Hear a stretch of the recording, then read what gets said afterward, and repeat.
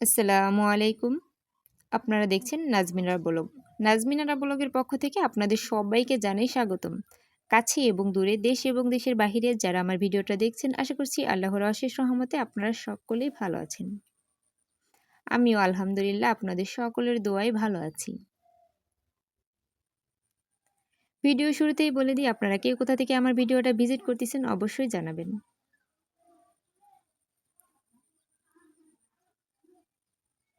আমার বাড়ির আঙ্গিনাতে কলমি শাকের ফুলগুলা ফুটে আছে। আজকে আমি সেই কলমি শাকের ফুলগুলা দিয়ে পকোড়া বানাবো।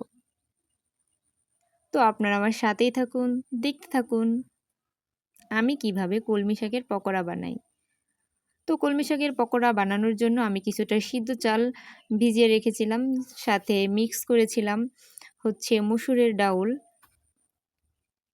আমি যেহেতু সিদ্ধ চাল ব্যবহার করেছি এজন্য আমি ৬ থেকে ৭ ঘন্টা ভিজিয়ে রেখেছি। আপনারা চাইলে অন্যান্য চালও ব্যবহার করতে পারেন, যেমন আতপ চাউল বা পোলাও চাউল, যেকোনো একটা আপনারা চাইলে ব্যবহার করতে পারেন।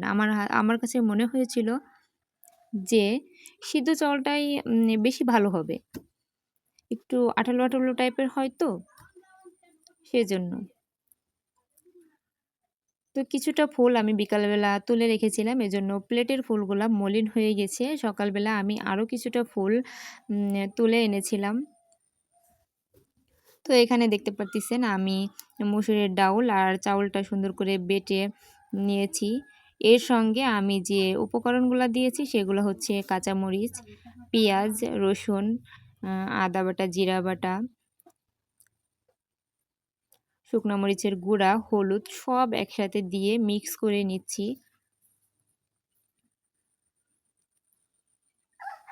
আপনাদের হাতের কাছে আরও মশলা থাকলে পরিমাণ মতো আপনারা অ্যাড করতে পারেন। আমার কাছে যেগুলো মনে হয়েছিল যে আমি দিই সেগুলো আমি দিয়েছি। আপনারা আপনাদের ইচ্ছা মতো মশলা ব্যবহার করতে পারেন।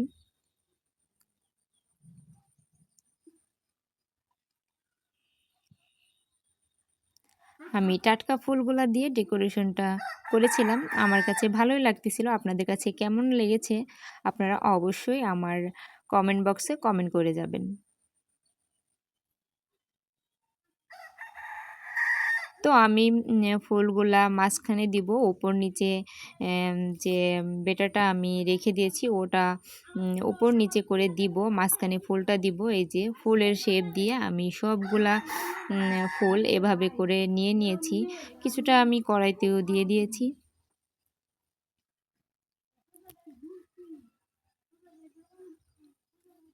আমিও ফার্স্ট টাইম ট্রাই করে দেখলাম। আপনারাও চাইলে ট্রাই করে দেখতে পারেন।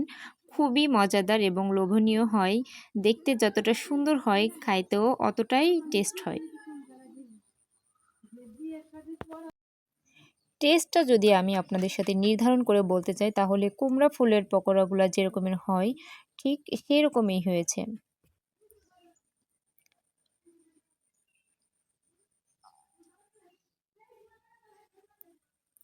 আর আমি যেহেতু আপনারা চেষ্টা করবেন সিদ্ধ চাউলটা বেশিক্ষণ ভিজিয়ে রেখে এরপরে সিদ্ধ চাউলটা সুন্দর করে ফিনিশ করে আম বেটে এরপরে আ বানাবেন, যাতে এটার টেস্টটা একটু ভিন্ন রকম হয়। আমি যেহেতু সিদ্ধ চাল দিয়ে টেস্ট করেছিলাম, আমার খুবই ভালো লেগেছিল। আপনারা চাইলে অন্যান্য চাল দিয়ে ব্যবহার করতে পারেন, তবে সিদ্ধ চালটা দিবেন। যেহেতু আমি করেছি, আমার যেহেতু ভালো লেগেছে, তাহলে আমি বলব যে অবশ্যই আপনাদেরও ভালো লাগবে।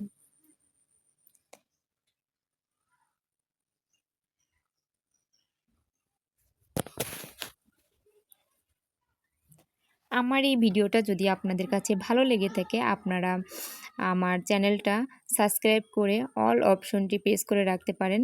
যদি আপনাদের কাছে আরও বেশি ভালো লাগে, আপনারা চাইলে আপনাদের বন্ধুবান্ধব বা আত্মীয়-স্বজনের মাঝে শেয়ার করে দিতে পারেন।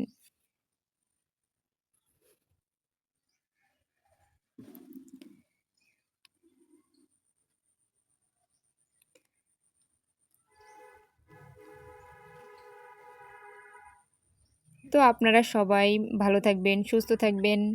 আমার ভিডিওটা দেখে কমেন্ট করে যাবেন। আর আপনারাও ট্রাই করে দেখবেন।